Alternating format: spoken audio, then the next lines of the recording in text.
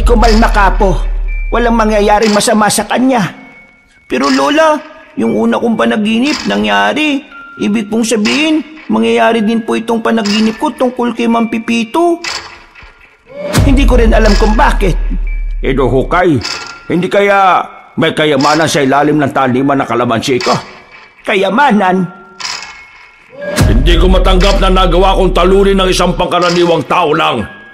Kaya naman, isasama ko na lang din kayo sa impyerno!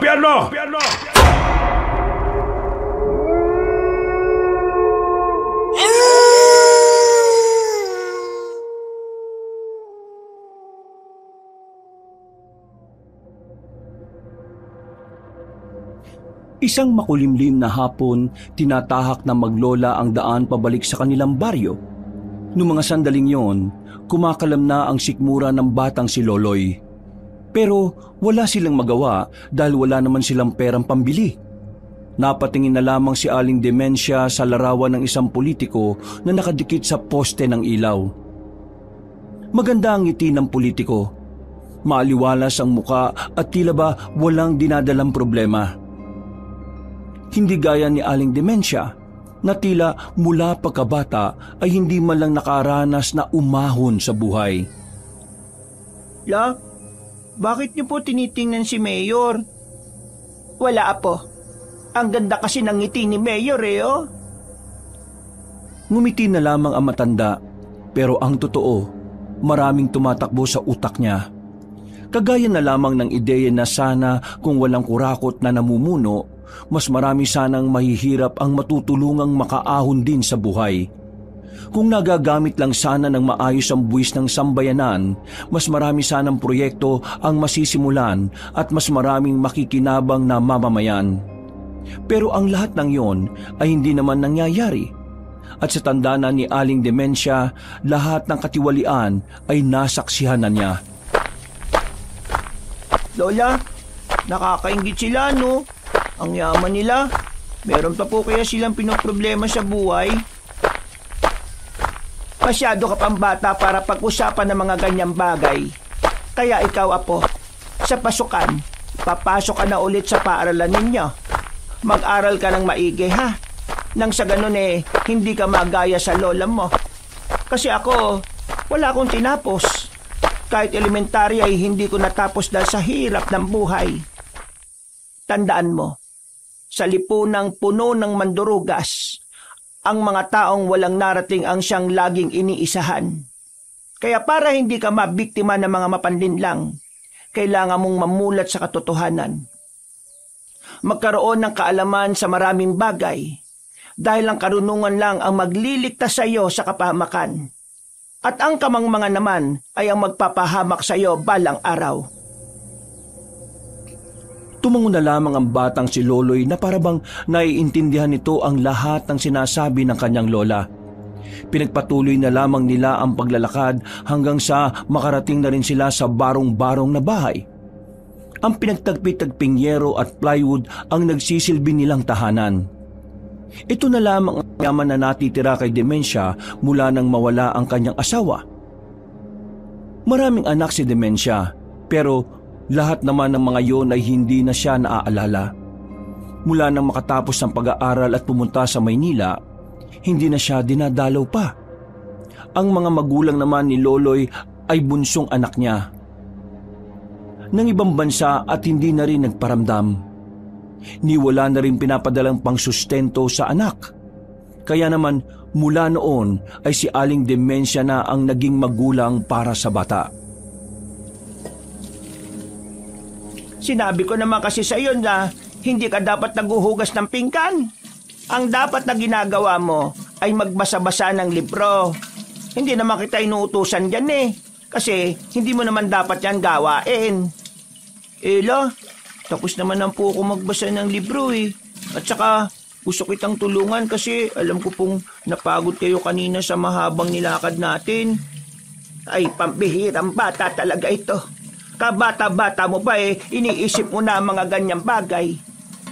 Lola, tayong dalawa na lang kasi ang natitira magkasama sa buhay Kaya dapat tinutulungan kita sa mga gawaing bahay para yung mga natitira mong lakas sa isang araw, hindi mo mauubos. Hay, alam mo, para kang lola mo. Ganyan na ganyan siya nung nabubuhay pa siya. Ganyan siya kung mag-alala sa akin. Sayang nga po hindi ko po naabutan si lolo. Kung sakali mang nakaabot ka sa lolo mo, siguradong makakasundo kayong dalawa. Talugo po? Ay oo naman. Pareho kayo ng ugali. Pero ang lolo mo kasi, lasinggero. Kapag nakainom sobrang kulit. Uy, si Lola, namimiss niya si Lolo. No ka ba? Malamang oo. Miss ko na ang lolo mo. Mula nang mawala siya sa buhay ko, naging malungkot ako. Mabuti na nga lang at dumating ka sa buhay ko kasi binigyan mo ulit ako ng dahilan para mabuhay. Sila papa at mama ko, hindi na po ba talaga sila babalik? Ay nako, wag mo na silang isipin. Ang mahalaga naman narito ako. Na kahit na anong mangyari, hindi kita iiwan na po. Napangiti na lamang ang matandang si Dementia, pero sa kaloob-looban niya ay nagkakaroon siya ng pag-aalala at pangamba. Naiisip niya kasi na kapag dumating na ang araw na mawawala na siya, wala na magbabantay at gagabay sa bata. Kaya naman, pilit niyang iniingatan ang kanyang sarili para mas mahaba pa ang panahon na makakasama siya ni Loloy. Makalipas ang araw, isang masamang balita ang bumungad kay Aling Dementia. Bigla siyang tinanggal sa trabaho. Ang dahilan ay dahil matanda na raw siya para sa isang kasambahay.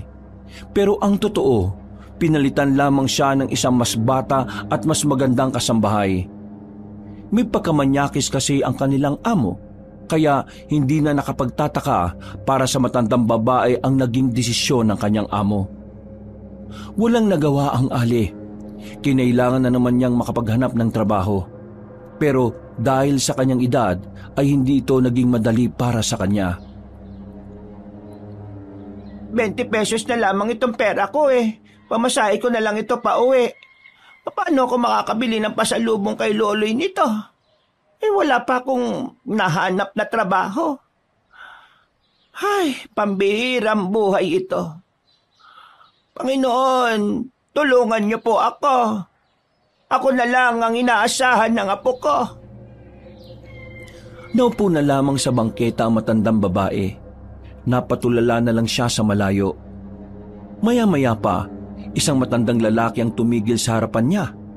May bitbit itong supot ng plastik na sa pagkakaalam niya, pagkain ang nasa loob dahil nalalanghap niya ang amoy noon. Magandang araw sa iyo. May problema ka ba? Ha? Ay, wala naman ho. Bakit to? Sino ho ba kayo? May problema ka. Halatang-halata sa mukha mo Lahat naman po may problema. Sino ba ang wala? Ay, kung sa bagay, tama ka naman. Ako nga rin may problema. Halos araw-araw. Pero, eto, kunin mo. Ha? Bakit niyo ho ito'y binibigay sa akin? Gutom ka na, kaya kumain ka na. Hindi niyo ako kilala. Hindi ko rin ho kayo kilala. Pero ganito talaga ako. Kapag may nakikita akong problema sa daan, nilalapitan ko at binibigyan ko ng pagkain. Mas mahirap kasing makaisip ng solusyon sa problema kapag gutom. Teka. Siguro nagdududa ka sa akin na baka may gayuma o laso ng kakainin mo. Ano? Ay, nako, hindi naman. Napapaisip lang ako kung bakit mabait ka sa mga taong hindi niyo naman kilala. Kasi naman, naranasan ko rin naman ang mapatulala sa bangketa dahil sa problema. Ganito na lang. Isipin mo na lang magkaibigan tayo noon tapos matagal tayong hindi nagkita. Tapos ito, bibigyan kita. At bilang pag-alala sa pinagsamahan natin, kailangan mo itong tanggapin. Ay, sige. Kung ganun pala, tatanggapin ko na ito. At ang matitira ko, ititira ko sa apo ko. May apo ka pala? Oo, 10 taong gulang na siya. Papasok na siya nitong pasukan. Siya na lamang ang kasama ko sa buhay kaya kailangan ko talagang kumayod. Kapag ako nawala, Ay, kawawa naman ang batang yon. Kung ganun kailangan mo pala ng trabaho. Oo, kailangan na kailangan. Natanggal ho kasi ako sa pagiging kasambahay. Kaya ngayon naghahanap ako ng bagong pagkakakitaan. Meron akong pwedeng ialok sa'yo. Ang kaso nga lang, mababa pa ang pasahod ko. Kasi kakasimula ko lang ng maliit kong negosyo na yon. Isa pa, mahina rin ang bentahan sa baryo Ay, sige ho. Tatanggapin ko ho yan. Pero saan po ba kayo nakabaryo? Sa San Nicolas. Alam mo ba ang baryong yon? Ay nako, dyan din kami nakatira ng apo ko. Mukha talagang pinagtagpo tayo ng tadhana nito Kung gano'n mas maganda nga yan. Para kapag kakailanganin kita kagad mapupuntahan din kita. Kailan naman ako pwede magsimula? At pwede ko bang isamang apo ko riyan? Sigurado ka bang isasama mo ang apo mo? Baka mapagod yon. Hindi ko naman ho siya bibigyan ng mabigat na gawain. Kailangan ko lang po siyang kasama para nababantayan ko siya. Kung gano'n di magsimula ka na bukas. Pero ngayon, isasama muna kita sa taniman ng kalamansi.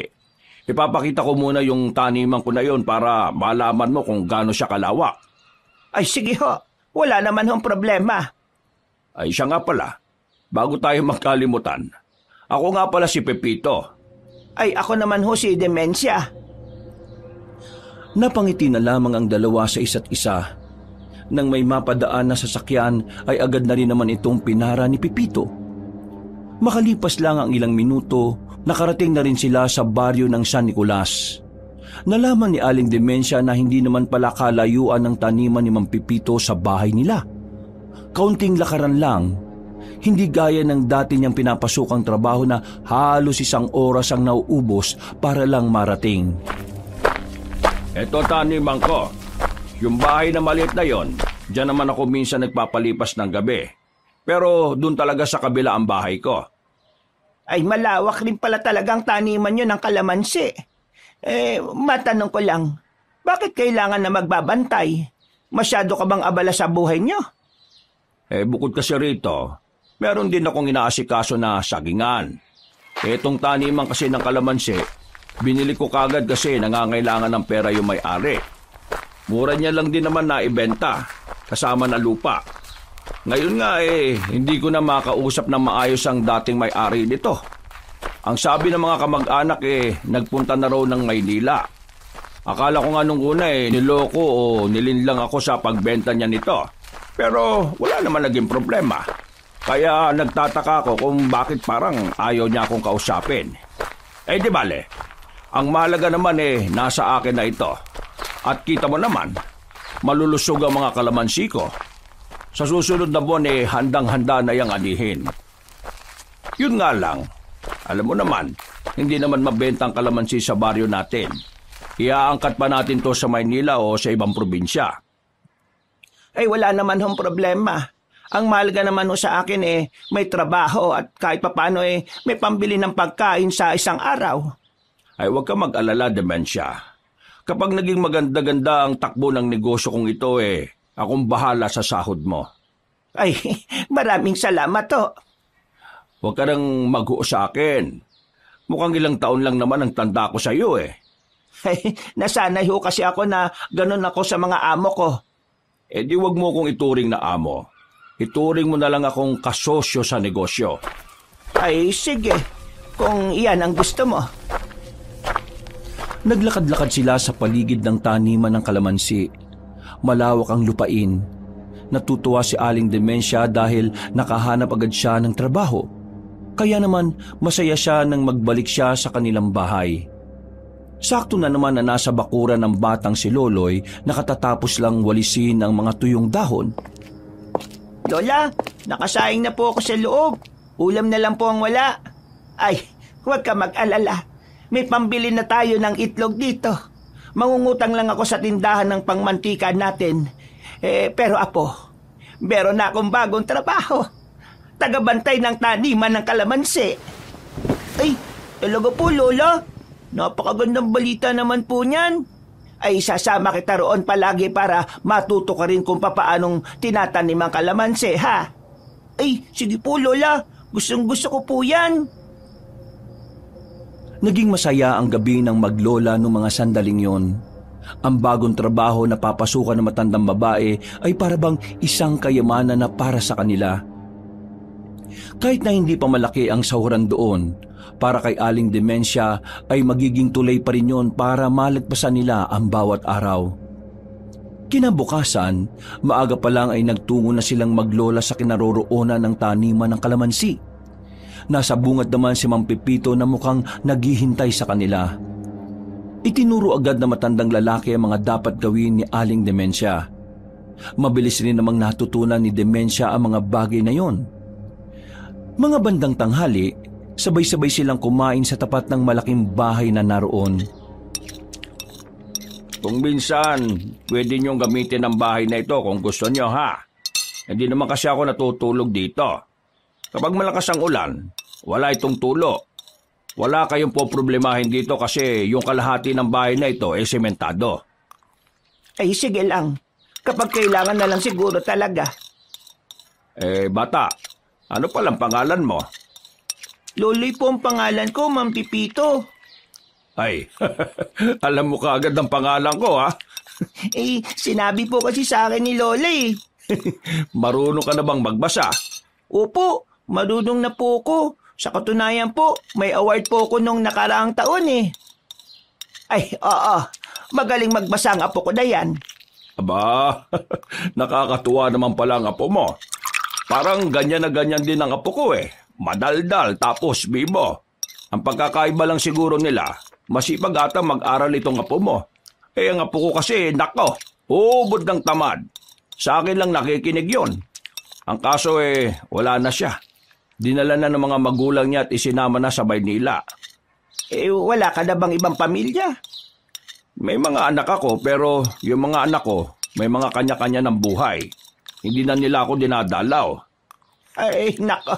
Parehong-pareho pala tayo, ano. Ganyan din kasi mga anak ko. Pero hindi ko na lang sila inaabala. Ang mahalaga naman kasi sa akin itong apo ko.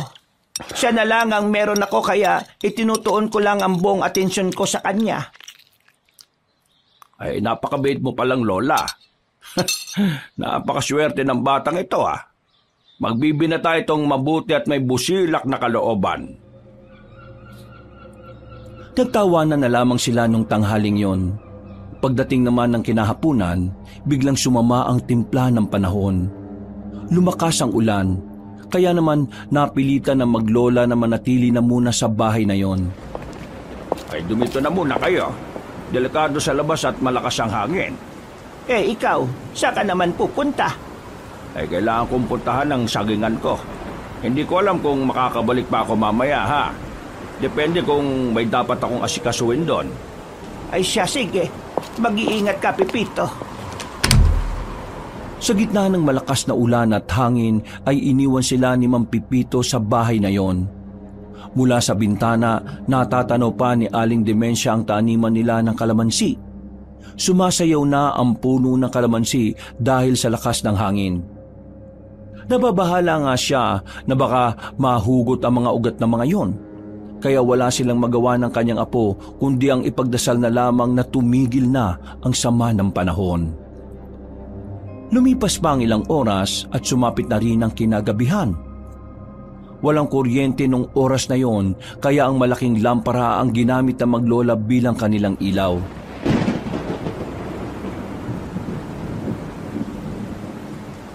Lola, ang lakas po ng kulog at kidlat, no? Ay, huwag ka matakot. Kasama mo naman ako.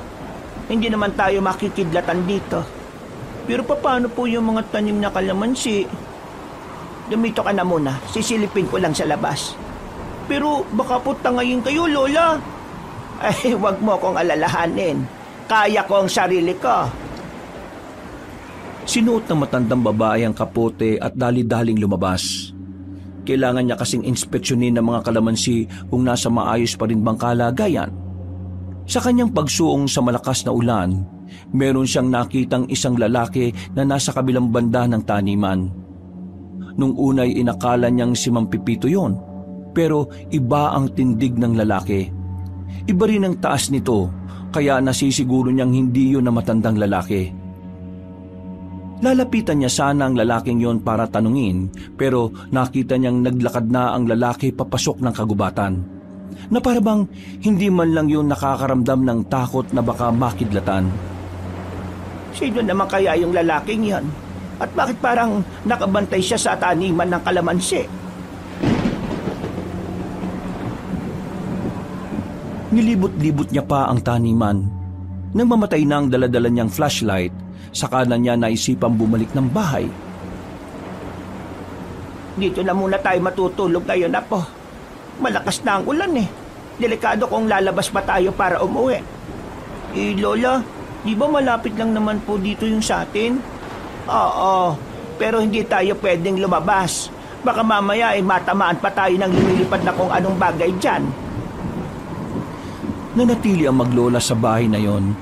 Kompleto naman ang gamit doon kaya wala na silang problema sa pagtulog. Ang inaalala lang talaga ni Aling Dementia ay ang bahay nilang barong-barong. Malakas ang kutob niya na baka nasira na yon o baka natangay na rin sa lakas ng ulan. Makalipas lang ang ilang sandali, nakatulog na rin ang batang si Loloy. Pero ang matandang babae, hindi niya kayang matulog dahil sa mga naririnig niyang kulog at kidlat. Nanatili lamang siyang gising. Nang muli siyang sumilip sa labas, tinanaw niya ang taniman nila ng kalamansi. Wala naman siyang makita dahil sa lakas ng ulan at kakulangan ng liwanag. Huminga na lamang siya ng malalim at isinarado na rin ang bintana para hindi makapasok ang lamig. Panginoon, sana mawala ng lakas ng ulan at hangin. Gabayan niyo po sana ang bahay namin na naiwan namin. Mga bandang 3:00 na madaling araw, unti-unti na ring humina ang ulan. Kaya naman kahit papaano ay nagkaroon ng kapanatagan sa kalooban na matanda. Sa puntong yon ay nakaramdam na rin siya ng antok. Matutulog na sana siya pero meron siyang narinig na parang ingay na nagmumula sa isang aso. Kunit palagay ni Aling Dementia ay hindi yun pangkaraniwang aso. Nakakapanindig balahibo kasi ang kanyang narinig. Para bang baliw na aso yon at gutom na gutom. Marahang binuksan ni Aling Dementia ang kanilang bintana. Tumingin siya sa labas at sa unang tingin ay wala naman siyang nakita. Tumungo naman siya sa kabilang bintana. Sa puntong yon ay nakita na niya ang isang asong itim na nasa di kalayuan. Tila merong tong hinahanap na taniman ng kalamansi. Pero parang nag-aalangan din namang makalapit doon. Napansin din ni Aling Dementia na parabang umiilaw ang kulay pula nitong mga mata. Bagay na nakapagpatayo ng balahibo ni Aling Dementia. Kaninong aso ba ito at bakit parang kakaiba siya sa pangkaraniwang aso? Nang makita niyang lumingon sa direksyon nila ang misteryosong aso, agad-agad niyang isinarado ang bintana. Napahawak na lamang sa dibdib si Aling Dementia. Ramdam niya ang kaba. Mabilis ang tibok ng kanyang puso. Noong mga sandaling yon, naisipan na niyang kunin ang mahabang itak na nasa gilid ng pintuan. Bumalik siya sa higaan at saka inilagay sa ulunan ng itak. Hindi na siya nakatulog noong mga sandaling yon. Mulat na mulat ang kanyang mga mata hanggang sa sumapit na nga ang kinaumagahan. Wala na rin ang ulan. Kaya naman ginising na niya ang kanyang apo. Apo, dumito ka muna ha. Sisilipin ko lang yung bahay natin kung ano na nangyari. Lola, nagugutom na po ako eh. Wala po ba tayong almusal? Titingnan ko kung makakadiskarte ako ng pang-almusal natin sa pagbalik ko. Dito ka lang ha. Kapag dumating si Pepito, sabihin mo binalikan ko lang sandali yung bahay natin. Opo, Lola. Kahit na walang tulog ay agad na tumungo si Aling Dementia sa kanilang bahay. Nang makarating na sila roon, nakahinga siya ng maluwag nang abutang buo pa ang tahanan nila. Para sa kanya, isang malaking himala ang nangyari.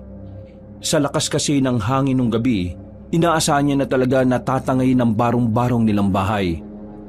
Nako, maraming salamat naman at hindi natangay ang bahay namin. Kung akala ko talaga mawawalan na ako ng bahay. Kinuha niya ang mga gamit nilang mahahalaga. Napagdesisyonan niyang hindi na muna roon manatili dahil mukhang mas malakas pa ang ulan sa mga susunod na araw. Pumayag din naman si Mang Pipito sa pakiusap ni Aling Dementia. Mabait naman si Mang Pipito kaya naiintindihan nito ang sitwasyon ng maglola. Mabuti naman at naisipan yung dumito na muna. Nakakatakot kasing malakas daw ang bagyo ngayon. Siguradong matatangay kayo sa bahay ninyo. Dito, sementado, matibay. Kaya nga nagpapasalamat ako sa iyo kasi pinayagan mo kami. Wala naman yun. Trabahador kita at hindi ko naman pwedeng hayaan na lang na mahirapan kayo kasi makakaapekto yun sa trabaho mo. Maging feel at home lang kayo dito sa bahay na ito ha. Kasi sa akin naman ito. Ano po yung feel at home? Yung maging feel at home, ibig sabihin nun, maging komportable kayo dito kahit na hindi kayo rito nakatira o hindi nyo ito pag-aari. Yun po pala ang ibig sabihin nun. Oo. O tara na, Dementia. Libutin na muna natin ang taniman ng kalamansi habang hindi pa ulit bumabagsak ang ulan. Sandali na muna nilang iniwan ang batang si Loloy nung tanghaling yon. Lumabas ang dalawang matanda para tingnan ang taniman ng kalamansi. Wala namang nasira o natangay sa mga yon, pero meron silang nakitang bakat ng mga paa sa putikan. Paa na parang hindi naman mula sa tao. Masyado kasing malaki ang paa na yon. Iba rin ang hugis. Sa isip-isip ni Aling Dementia, tila may ugnayan ng bakas na yon sa kung anuman ang kanyang nakita nung kinagabihan. Bakit, Dementia? Alam mo ba kung ano ang mga bakas na ito? Hindi. Ngayon lang din ako nakakita ng ganyan. Ganun ba? Pero ano nga kaya ito Parang hindi talaga paa ng tao Ang laki, mahaba pa. Pero parang paa rin ng aso no? Tingnan mo. Halimaw kaya ito? Halimaw? Ewan ko. Hindi pa naman ako nakakakita ng halimaw at saka wag, baka nakakatakot Naniniwala ka ba sa aswang? Napatigil si Aling Dementia sa pagsusuri ng mga tanim na kalamansi. Nang sabihin niyo ni Mang Pipito, hindi niya kasi inaasahan na magbubukas ng ganong klaseng usapan na matanda. Hindi siya handa, kaya hindi niya alam kung ano ang kanyang sasabihin. Aswang? Hindi ko alam. Anong hindi mo alam kung totoo ang aswang? Oo, parang gano'n na nga. Sa edad kong ito kasi, hindi naman ako nakakita ng aswang kahit na kailan. Totoo ang aswang, Dementia. Pero hindi ko nga lang alam kung hanggang sa mga panahon na ito meron pa rin. Bakit? Nakakita ka na ba ng aswang? Oo, nung binata pa ako. Taga-Kapis kasi talaga ako. Doon na ako lumaki. Napunta lang ako rito dahil sa tatay ko. Hiwalay sila ng aking nanay. Noon, totoo talagang may mga aswang. Ang dami naming nakikita.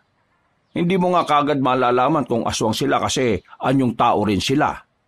Basta ganun. Kung ganun talaga palang nakakatakot ang mga aswang na yon. Oo, nakakatakot naman talaga. Ang iniisip ko nga paano kung aswang pa lang may-ari ng mga bakas ng paa na yon? Hoy, biro lang ha. Baka naman masyado kang seryoso. Hindi ganyan ang paa ng aswang. Natakot ka na bang kagad Natawa na lang kunwari ang matandang si Dementia. Pero sa kaloob-looban nito ay labis ang kanyang kaba. Kahit na kasi hindi pa siya nakakakita ng aswang, may mga nalalaman din siya tungkol sa mga yon dahil sa mga kwentong naririnig niya noon. Batid niyang mabangi sa mga aswang at hindi basta-basta nilalang. Dahil sa usaping aswang na yon, hindi tuloy maiwasan na matandang si Dementia na hindi isipin na baka aswang nga ang nakita niyang malaking aso. Sa mga sumunod pang araw, naging malupit ang paghagupit ng bagyo. Mabuti na lang ay nakalipat na sila. Tinangay na kasi ang barong-barong nilang bahay. Nalungkot si Aling Demensia dahil yun ang naiwang bahay ng kanyang asawa. Apo, maiwan ka muna rito ha. Aalis lang ako para bumili ng makakain natin. Nandito naman si Pepito eh. May kasama ka naman. Opo, Lola. Wala po kayong dapat alalahanin. Magkasundo na kami ng batang ito eh. Oh. Napatingin na lamang si Aling Demensia at naglakad na rin palayo. Medyo mahina na ang ulan noon kaya nakakalabas na rin siya. Napadaan siya sa kanilang bahay. Nakita niyang nakatumba na yon at hindi na talaga matitirhan. Sa kanyang paglalakad, nakasabay niya ang isang matangkad na lalaki. Sa hindi malamang dahilan, tila ba naramdaman niyang parang pamilyar sa kanya ang taong yon. Nagtama ang kanilang paningin. Nakatingin din naman sa kanya ang binata. Hindi na napigilan na matanda na tanungin ito. Iho, magkakilala ba tayo? Hindi po. Ngayon ko lang po kayo nakita. Bakit? Kilala niyo po ba ako? Hindi kita kilala pero parang nakita na kita. Hindi ko lang matandaan kung saan eh. Baka nagkakamali lang po kayo. Marami po kasi akong kamukha sa mundong ito eh. Ay, oo nga. Baka nga. Nauna nang naglakad ng mabilis ang lalaki. Napapailing na lamang ang matandang babae dahil doon. Hindi siya maaaring magkamali. Nakita na niya ang lalaking yon. Hindi lang talaga niya mabalikan sa alaala kung saan. Nang makarating na siya sa palengke, saka lamang pumasok sa isipan niya ang kung saan niya nakita ang lalaking yon. Tama. Siya yung lalaking nakikita ko na dumadaan malapit sa taniman namin ng kalamansi. Oo, siya nga. Pero ano kaya ang pakay niya? Bakit palagi ko siyang nakikita roon? Napapaisip ang matandang babae. Nitong mga nakaraang araw kasi, napapansin niya ang lalaking yun na napapadalas ng pagdaan malapit sa taniman ng kalamansi. Nagtataka siya dahil may mas maayos namang daanan kesa roon. Sinubukan niyang hanapin ang lalaki nung oras na yon pero hindi na niya yun nakita pa. Bumuntong hininga na lamang ang matandang si Demensia. Lumipas pa ang mga araw. Unti-unti na ring nasasanay si Aling Demensia sa sistema ng kanyang trabaho. Sa unang pag-ani nila ay naging maganda ang pag-aangkat nila ng kalamansi sa kung saan-saang lugar. Kaya naman maganda rin ang kanilang kinita. Masaya si Aling Demensia dahil mas malaki ang kanyang naging sahod doon kumpara noong nangangamuhan pa siya bilang isang kasambahay. Lola, ang dami naman po natin pagkain. Oo, Apo. Maganda-ganda kasi ang ani ng kalamansi. Kaya eto, marami ng kaunti ang pagkain natin. Saan naman po si Mang Pipito? Hindi po ba siya sasabay sa atin sa pagkain? May pinuntahan si Pipito. Kaya tayo na muna ngayong gabi. Masarap to, La. Marami pong salamat, ha. Payapa, masigla at punong-puno ng kasiyahan ng gabing yon para kay Aling Demensia. Pero hindi niya alam na ang mga sandaling yon ay ang simula na pala ng kababalaghan sa kanilang buhay. Pagkatapos kumain, naganda na sila para sa kanilang pagtulog. Pero naalala ni Aling Demensia na meron pala siyang naiwan na gamit sa taniman ng mga kalamansi. Maingat na naglakad ang matandang babae papunta roon. Pero malayo pa lamang ay natanaw na niya ang malalaking aso na naglalakad-lakad sa gilid ng taniman ng mga kalamansi. Nakapagtataka na hindi makalapit ang mga yon, na parabang may gustong kunin ng mga yon na hindi naman din alam ni Aling Demensia kung ano yon. Diyos ko, aso ba talaga ang mga ito? Lalapit na sana siya para kumpirmahin ang nakikita niya, pero napatigil siya nang maramdaman siya ng malalaking aso na yon. Mula sa kanya kinatatayuan, nakita niya ang tila umiilaw na mata ng mga yon na kulay pula. Hindi na makagalaw ang matandang babae ng dahil sa takot. Napako ang kanyang dalawang paa at tila nawalan siya ng lakas para tumakbo paalis. Napansin na lamang niya na unti-unti nang naglalakad ang mga asong yon palapit sa kanya. Nang malapit na yun sa kanya, Isang lalaki naman ang lumabas mula sa madilim na gilid. Hindi niya alam kung anong ginawa ng lalaki. Pero nakita na lamang niyang nagtakbuhan na ang mga aso at hinabol naman yun ng misteryosong lalaki. Nang masigurong wala na nga ang malalaking aso, nakahinga na ng maluwag ang matanda. Naigalaw na niya ang kanyang katawan at nagkaroon na rin ng lakas para makabalik agad sa bahay. Hindi na niya kinuha pa kung anuman ang dapat niyang makuha. Sa nangyaring yun, naisipan ni Aling Demensia na sabihin yun kay Mang Pipito. Ang kaso nga lang, hindi nagpunta ang matandang lalaki sa taniman ng kalamansi. Kinabukasan ay ganun din, hanggang sa tumagal na ng 3 araw. Kaya ang naisip ni Aling Demensia, hindi na lamang siya lalabas ng gabi at magpupunta sa taniman ng kalamansi. Lola, natatakot po ako matulog. Ha? Bakit ka naman matatakot matulog kasama mo naman ako? Kagabi po kasi nanaginip po ako Nanaginip ng ano? Meron daw pong halimaw doon sa may gitnang taniman ng mga kalamansi. Merong ano? Halimaw? Ay nako, panaginip lang yan po. Kadalasan na mga panaginip ay kabaliktaran ng mga nangyayari. Pero Lola, pakiramdam ko po kasi noon totoo yung nangyayari. Narinig ko pa nga po na may nagsalita sa panaginip ko. Aswang daw yung halimaw. Hindi na napigilan ni Aling Demensia ang pagtindigan ng kanyang balahibo. Napansin naman yun ng kanyang apo kaya lumapit ito sa kanya. Hinawakan ni Loloy ang kanyang kamay. Lola, ayos lang po ba kayo? Bakit po parang namumutla kayo? Ayos lang naman ako, apo. Huwag mo akong intindihin. Basta, huwag kang masyadong magpapaniwala sa panaginip. Hindi totoo yon, Loloy. Gawa-gawa lang yan ang malikot nating isipan kapag natutulog tayo. Naintindihan mo? Opo, Lola.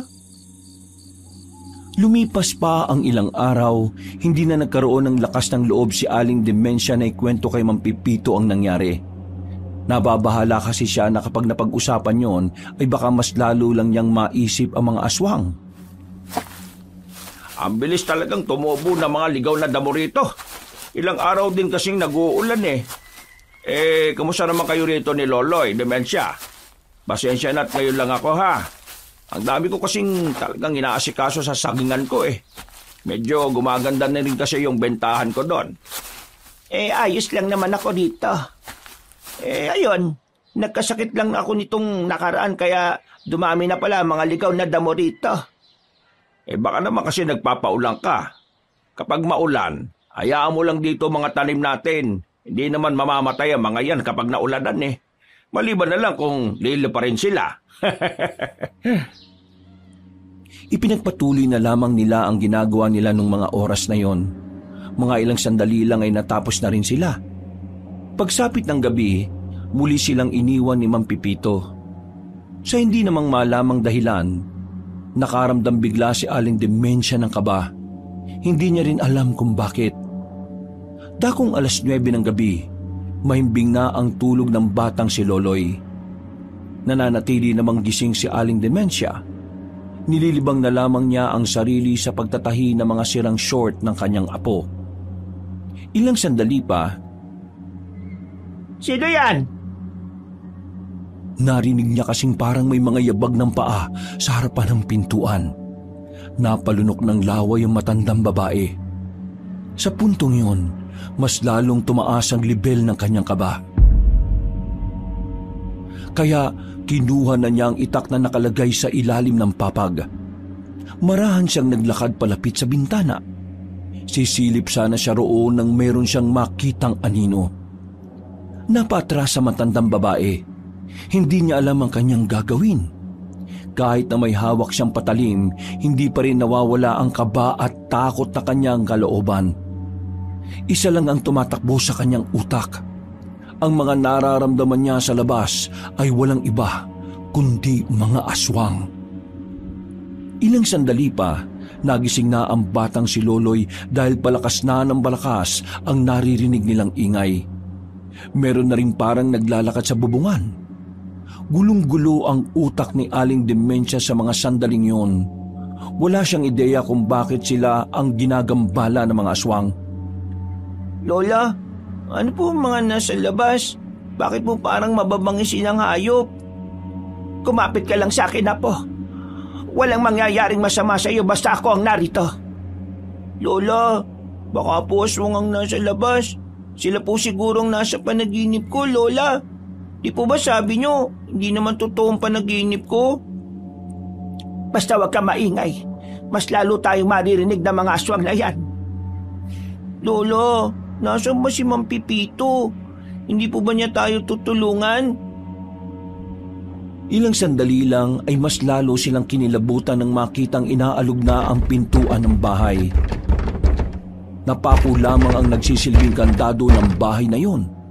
Kaya anumang oras ay maaari na ring mabuksan. Wala silang ibang malalabasan. Walang ibang matatakasan kundi ang pintong yun lang din.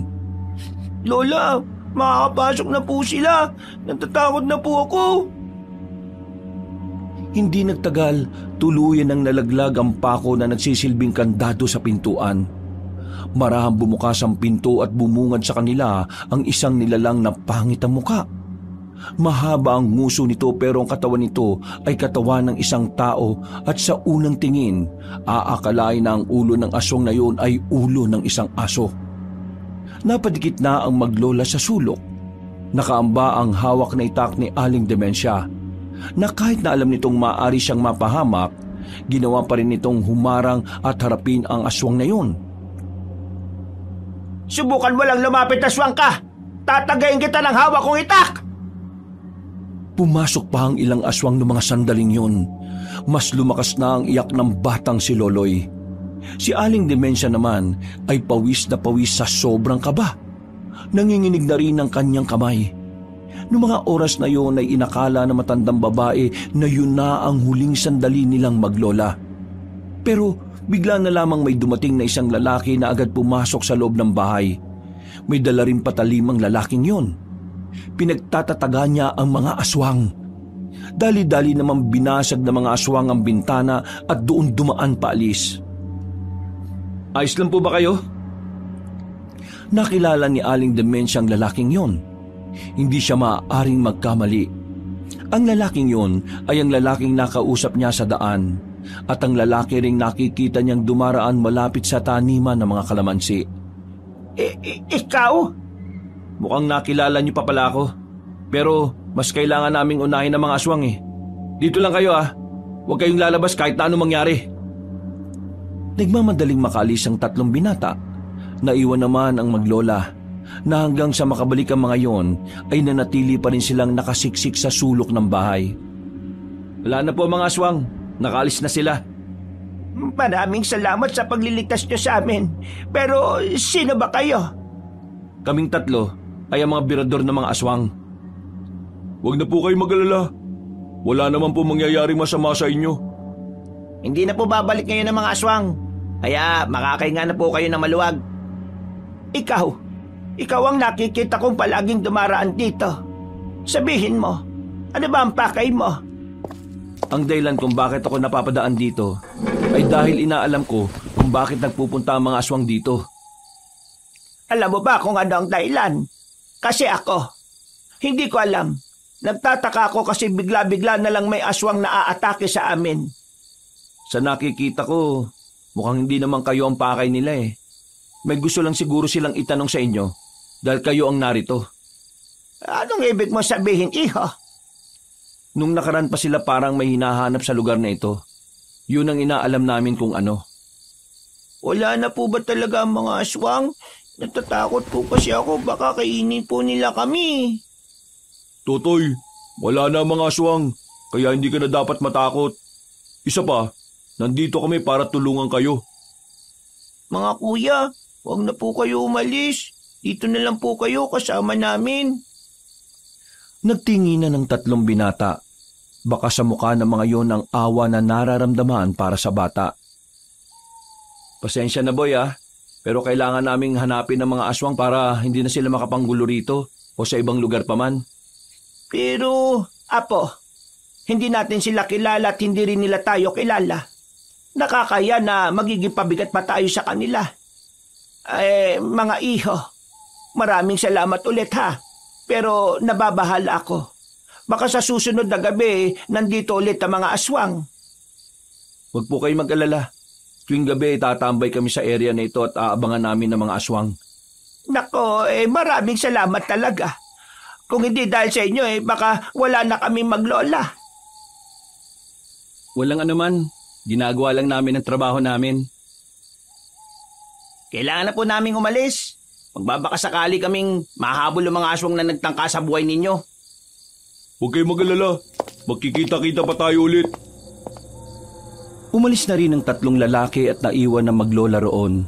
Niyakap na lamang ni Aling Dementia ang kanyang apo. Pagkatapos na nangyari, kinaumagahan ay agad nilang ikinwento kay Mang Pipito ang kanilang naranasan. Anong sinabi mo? Pinasok kayo ng mga aswang dito? Oo, Pipito. May mga aswang na pumasok dito. Mabuti na lamang at may dumating na kalalakihan. Nagpakilala silang mga birador daw sila ng mga aswang. Sino naman kaya ang mga lalaking yon? Diyos ko, kung sino man sila, ang malagay naligtas nila kayo. Teka, may sakit ba yang si Loloy? Nilalagnat siya sa sobrang takot siguro kagabi. Kitang-kita kasi namin talaga yung mukha ng aswang Nakakatakot. Sobrang nakakatakot. Alam mo, hindi ako makapaniwala na may aswang pa rin ngayon. Ang alam ko lang noon oo, meron. Pero ngayon, biro-biro ko lang yung nakaraan Meron pa pala talaga. Di bale, pagagawa natin ng maayos na kandado ang pintuan. At si Loloy naman, magpapautos ako para mabilan siya ng gamot. Nakakahiya naman. Ako na lang ang bibili. Nakakaabala na kami. Hindi naman kayo nakakaabala.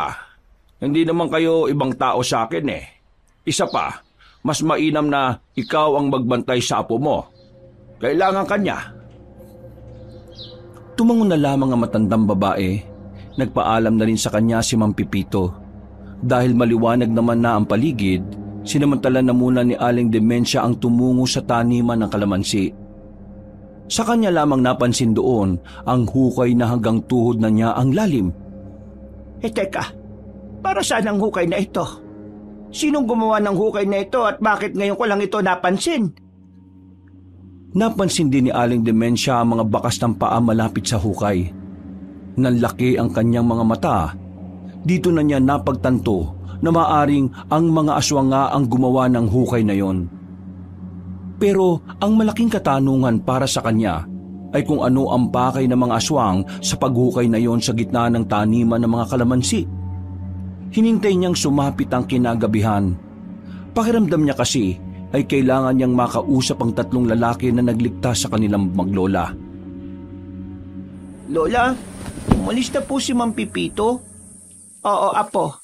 Hinatid niya lang itong pagkain at gamot mo. Kailangan niya kasing asikasuhin yung iba pa niyang negosyo.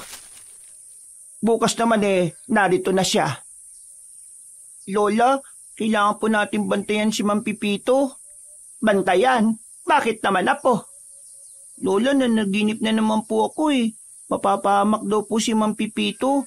Aatakihin daw po siya ng aswang. Lola, kawawa po siya. Kailangan niya po ng tulong natin. Kumalma ka po. Walang mangyayaring masama sa kanya. Pero Lola, yung una kong panaginip nangyari. Ibig pong sabihin, mangyayari din po itong panaginip ko tungkol kay Mang Pipito. Magsasalita pa sana matandang babae nang biglang may kumatok sa kanilang pintuan.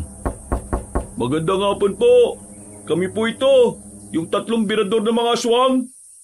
Huminahon ka, apo. Kakausapin ko lang sila. Magandang hapon po sa inyo.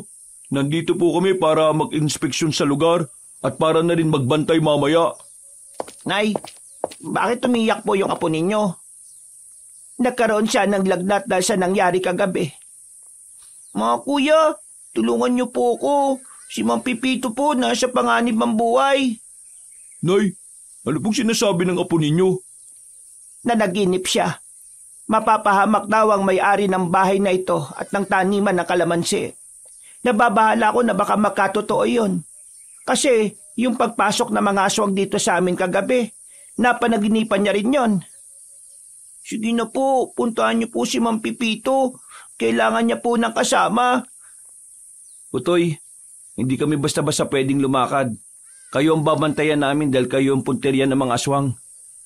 Paring Roldan, ipaubaya mo na sa akin yung sinasabi nitong batang to. Mas maganda ng sigurado. Oh, Nay, ituro mo nga sa akin kung saan maaaring puntahan yung sinasabi ng apo ninyo. Nasa kabilang baryo lang siya. Yung malaking sagingan doon, sa kanya yon. Hinala ko doon siya nagtungo. Utoy, huwag ka nang umiyak ha. Ako nang bahala sa matandang yun. Agad na umalis ang lalaking si Lando. Kahit na papaano ay tumahan na rin ng batang si Loloy. Pinatuloy naman ni Aling Demensya ang dalawang lalaki at pinaghandaan ng maiinom. Baka sa mukha ng matandang babae ang labis na stress at pagkabahala sa kanyang paligid. Ang presensya ng dalawang binata sa kanilang tinutuluyang bahay ay nakatulong para kahit papaano maging payapa ang utak nilang maglola. May nakita kaming hukay sa gitna ng taniman ng kalamansi. Malakas ang kutob namin na aswang ang gumawa nun. Merong gustong hukayin ng mga aswang pero hindi nila matuloy. Mabisa kasing pangontra sa mga aswang ang kalamansi lalo na yung hindi pa yun pinipitas. Sa madaling sabi, nung nagukay ang aswang hindi niya kinaya yung mga nakapalibot na kalamansi.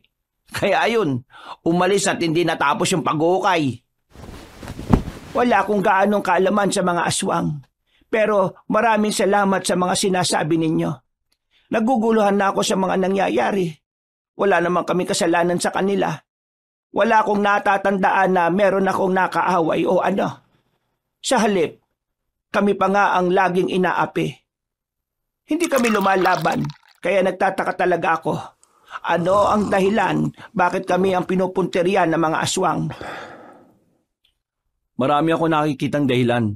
Baka may mga bagay silang hinahanap na narito lang din sa lugar na ito. O baka naman isa sa inyong dalawa ang susi sa kanilang mga pinaplano. Susi? Bakit naman kami magiging susi sa mga gusto nilang mangyari? Yun ang dahilan kung bakit kami pabalik-balik dito ng ilang araw. Kailangan nating malaman kung ano yung pakay nila sa inyo. O kung kayo ba talaga ang pakay nila.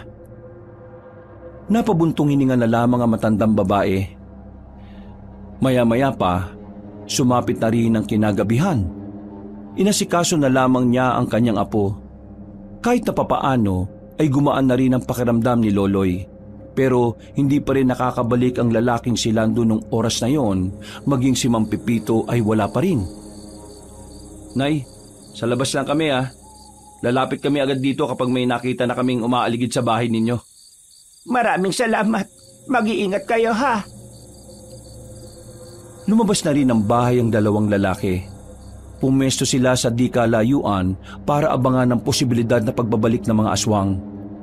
Si Aling Demensya at Loloy naman, hindi mapakali at namamayani pa rin ng kaba sa kanilang kalooban. Lola, babalik ba talaga ang mga aswang? Ano ba talaga ang kailangan nila sa atin? Wala naman po tayong ginagawang masama sa kanila, di ba? Huwag ka matakot, apo. Nariyan ang dalawang binata sa labas para tulungan tayo. Kaya nilang harapin ang mga aswang, kaya wala tayong dapat na ikabahala. Si Mang Pipito po, nasaan na po siya? Baka maya-maya lang din makabalik na siya. Kaya huminahon ka na, apo. Hinaplos na lamang na matandang babae ang ulo ng bata. Maya-maya pa, naramdaman na nila ang presensya ng mga aswang sa paligid. Sumilip ng pasimple si Aling Demensya sa labas. Napansin niya sa taniman ng kalamansi ay nakapalibot ang mga aswang doon. Hindi pa rin makalapit ang mga yon. Kung makapasok man sa taniman ay nagmamadali namang makaalis agad. Yun ay dahil mabisang ang pangontra ang mga kalamansi sa mga aswang. Huwag kang mag-iingay. Kahit ano mangyari, hindi ka aalis sa tabi ko.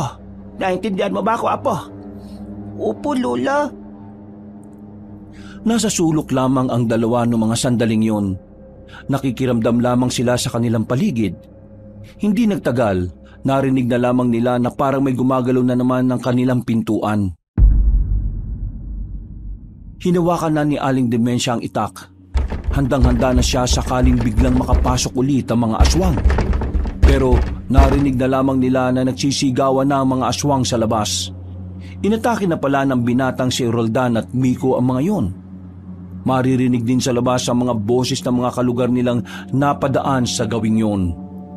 Nabulabog ang mga tao, kaya naman natatarantan na naman ang mga aswang na umalis. Hinabol naman yon ng dalawang binata. Wala pang isang minuto, dumating naman si Lando kasama na si Mang Pipito. Demensia! Ako ito, si Pipito!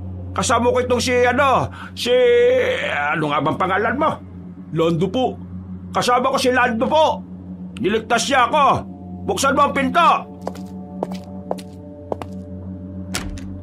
Ay, mabuti naman at nakabalik ka na ng ligtas. Mabuti na lang at naabutan ako ng binatang ito. Kung hindi, baka natodas na ako. Demensia, ano ba nangyayari? Bakit pati ako inaano nila? Teka, ano palang nangyari dito? Bumalik ba ang mga aswang? Oo, pero hinabol na sila nila Roldan at Miko.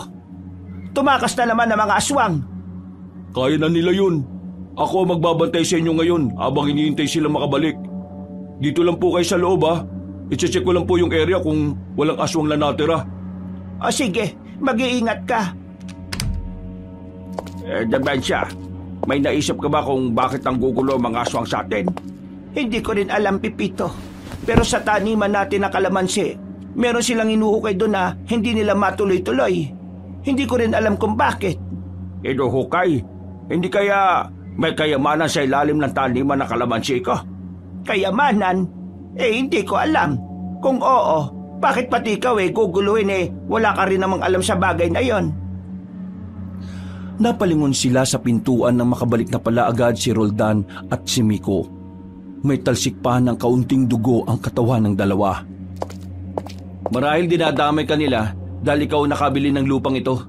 Iniisip nila na meron kang nalalaman kung ano man ang gusto nilang mahanap dito. Pero nakatitiyak ako na hindi yun kayamanan. Mayayaman na mga aswang na narito. Marami silang ginto na ninako sa mga minero ng norte. Kaya wala silang pakialam sa kayamanan. Nararamdaman ko na parang higit pa ron ang gusto nilang makita. Ano naman ang gagawin natin ngayon? Meron ako naisip na paraan kung papayag lang naman kayo. Ano ba yon? Sige, sabihin mo. Kung ayos lang ho sa inyo, itutuloy natin yung hinuhukay ng mga aswang sa taniman ng kalamansi. Aalamin natin kung ano yung naroon. Ang kaso, madadamay naman ang mga kalamansi ko. Pero kung hindi naman natin gagawin, babalik lang po sila ng babalik dito. At huhukayin rin yon. Matadamay rin yung kalamansi nyo. Nako. Oo na nga, sige na. Para naman ito sa kaligtasan natin Hindi nagsayang ng oras ang tatlong binata at si Mang Pipito. Kumuha na sila ng panghukay. Dali-dali nilang binungkal kung ano man ang naroroon. Makalipas lang ang isang oras, lagpas tao na ang kanilang nahuhukay. Meron na rin silang nararamdamang matigas na bagay. Kaya ang ginawa nila, mas lalo pa nilang binilisan ang paghukay. Hanggang sa makita na nila ang malapad na semento. Pare, mukhang ngitsyo ata yan Hindi. Ano yan? Pakiramdam ko, ito ang nagsisilbing kisame. Kisame? Paano kisame? Sinasabi mo na may underground sa taniman ng kalamansi na ito. Underground baka mo? Diyos ko, bakit may ganito? Lola! Nang marinig nila ang malakas na sigaw ni Loloy ay nagmamadali na silang makabalik sa loob ng bahay. Inabutan nilang iyak ng iyak ang bata. Halos 1 minuto pa nila itong pinatahan para lamang malaman kung ano ang problema nito. Apo, ano ba nangyari? Bakit ka ba sumisigaw? Lolo, may dumikit po sa likuran ko. Tingnan niyo po, dumikit siya. Ayaw matanggal. Anong dumikit? Saan ba? Pagtingin nila sa bandang baba ng batok nito, nakita nila ang isang medalyon na kasing laki lang ng pisong kalabaw. Nakadikit sa balat ng bata. At kahit na anong gawin nila ay hindi yun matanggal. Kapag pinipilit nilang alisin ay namimilipit sa sakit ang bata. Ang medalyon! Alam niyo kung ano ito? Ang medalyon ng mga aswang. Sigurado ko na yan ang binabalik-balikan nila rito. Gusto nilang makuha yan dahil gagamitin nila yun para maging immortal sila.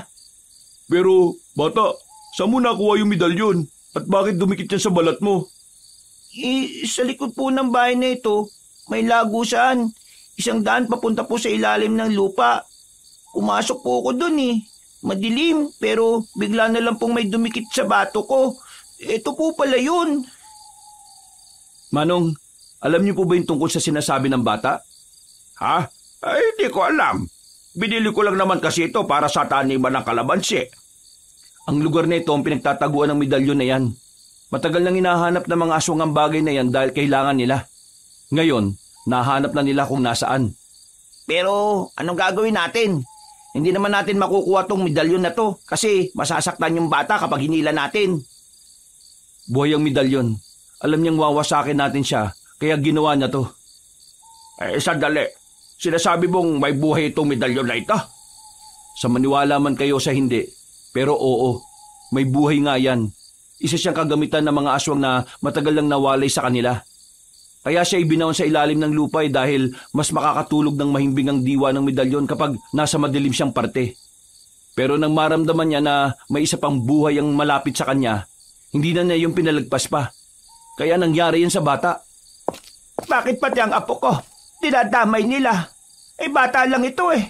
Anong mangyayari niyan ngayon? Paano yan aalisin sa kanya? Mga kuya, tulungan niyo po ako. Natatakot po ako sa nakadikit sa akin. Pakiramdam ko kakainin niya ako eh.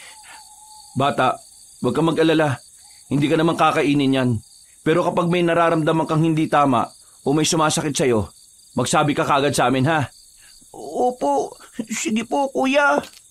Mga iho, pwede bang dumito na lang muna kayo? Natatakot na ako sa nangyayari. Hindi ko alam kung paano ko poprotektahan ang apo ko. Matanda na ako. Paano kung pumunta sila rito kung kailan kayo wala? Hindi ko alam ang mangyayari sa amin. Nagkatinginan ng 3 binata. Tila nag-uusap sa mata ang mga yon. Makikita sa kanila ang nararamdamang awa at pag-aalala sa maglola. Pasensya na po kayo, pero marami kaming misyon na dapat gawin eh. Kung mananatili lang kami rito, baka sa ibang lugar naman ang guguluhin ng ibang aswang. Hindi naman po mangyayari yun, kuya, kasi di po ba nasa akin yung kailangan nila? Kaya ako po lagi ang pupuntahan nila. Dito po sila lagi manggugulo. Kuya, sana samahan niyo po kami ni Lola.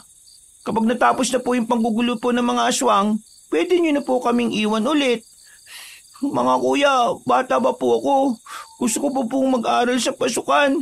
Ayoko pa pong mamatay. Narinig niyo naman ang sinabi ng bata. Maawa na kayo.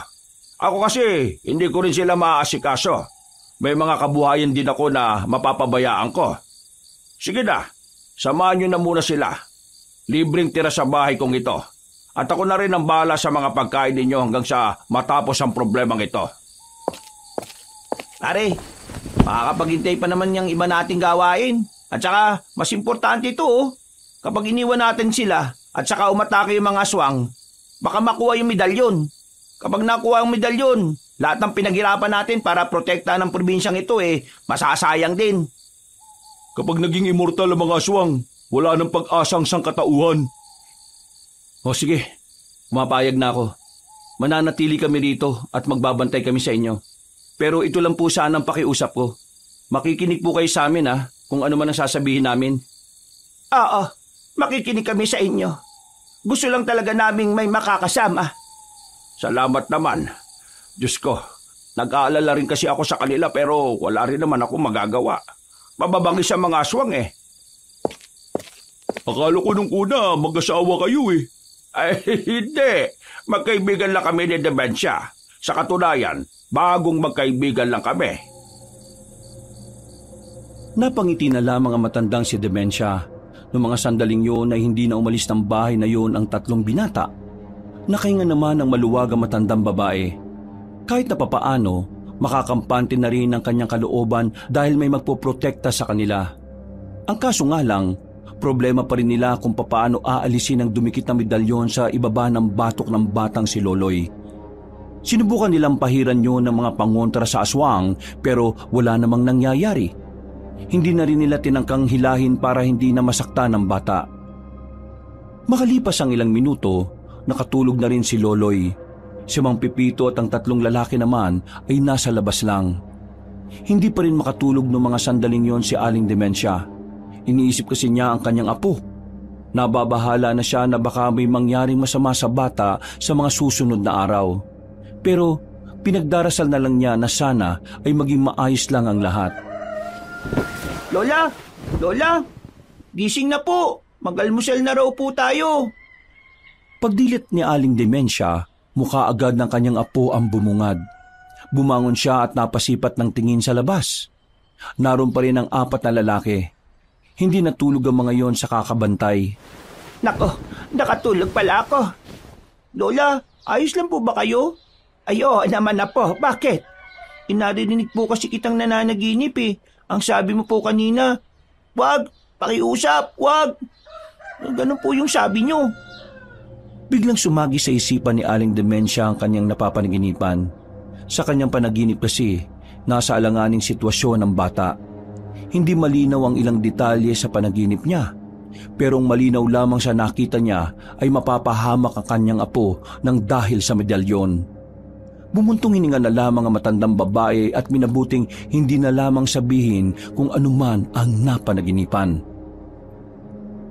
Naging payapa naman ang umagang yon para sa kanila. Pero pagsapit ang bandang hapon, dito na naging tensyonado ang sitwasyon. Napansin ni Aling Demensia na nagbubulungan ng 3 binata. Pasimple siyang lumapit para marinig kung anong pinag-uusapan ng 3. May mga umaligid na aswang sa baryong to, pre. Tingin ko, papapalaban na naman tayo mamayang gabi. Roldan, ano sa tingin mo? Alisin na natin sa lugar na to yung maglola? Saan naman natin dadalhin? Sa kampo? Nasa bata ang medalyon. Kaya kahit saan natin sila dalhin, susunod at susunod ang mga aswang. Kakayanin pa ba natin sakaling dumami sila? Walang problema kung dumami. Ang iniisip ko, paano kung kasama nila yung Supremo? Yun lang. Hindi pa nagbabalik ang kapangyarihan ng anting-anting. Kaya hindi ko masasabi kung kakayanin ba natin kalabanin yung Supremo. Anong gagawin natin ngayon, pre? Hintayin na lang natin dumating yung mga aswang dito?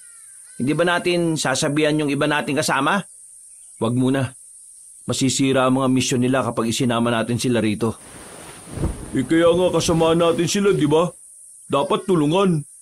Hindi. Hayaan natin silang asikasuhin ng ibang aswang. Kapag sumama sila sa atin, lahat ng aswang dito ang magiging atensyon. Kung sa bagay, may tama ka naman. Sa ngayon, bantayan na lang muna natin tong lugar na ito. Ang misyon natin, hindi pwedeng makuha ng mga aswang ang batang yon. Dahil kapag nangyari yon, papatayin lang nila yung bata at makukuha na nila yung medalyon. Napayuko na lamang ang matandang si Demensia habang nakikinig sa usapan ng 3. Nakukonsensya siya dahil pakiramdam niya ay nagiging abala silang maglola sa 3 binata. Pero kailangan niyang tiisin ang konsensya niya. Kailangan niyang tiisin ang hiya dahil walang ibang makakatulong sa kanila kundi sila Roldan lamang. Mga ilang sandali lang, sumapit na rin ang kinagabihan. Nasa loob na ng bahay ang maglola noong mga oras na yon. Habang ang 3 lalaki naman ay nasa bakuran, nagbabantay, kalmadong nagmamasid sa kanilang paligid. Lola, nararamdaman ko po itong nakadikit sa balat ko. Parang nangangati po siya. Ayaw namang matanggal. Sandali lang, lalabas ako. Sasabihin ko kay Roldan. Pagbukas pa lamang ng pintuan ng matandang babae, may dumating din namang matandang lalaki. Puti na rin ang buhok ng matandang yon. Bigotilyo at may katangkaran din. Sa unang tingin, masasabi agad ni Aling Demensia na may kalakasan pa rin yon. Nakangiti at nakatayo lang sa harapan ng kanilang bakuran. Napatayo naman agad ang 3 lalaki. Kilala kasi nila ang matandang yon. Alam nila kung ano ang pakay nito sa sandaling yon. Kaya naman, hinugot nila agad ang kanilang mga sandata.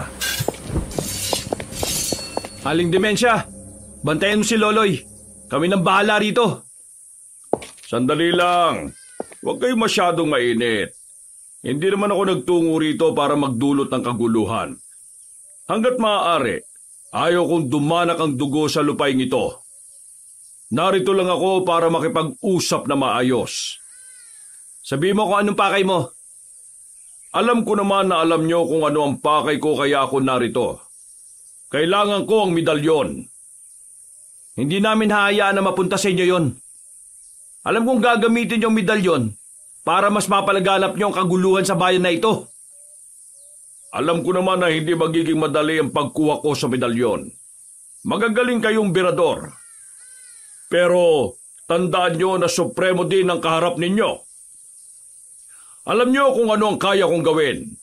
Kaya naman, gusto ko sana magkaroon tayo ng kasunduan. Hanggat maaari, yung mapayapang kasunduan. Ano pinagsasabi mo?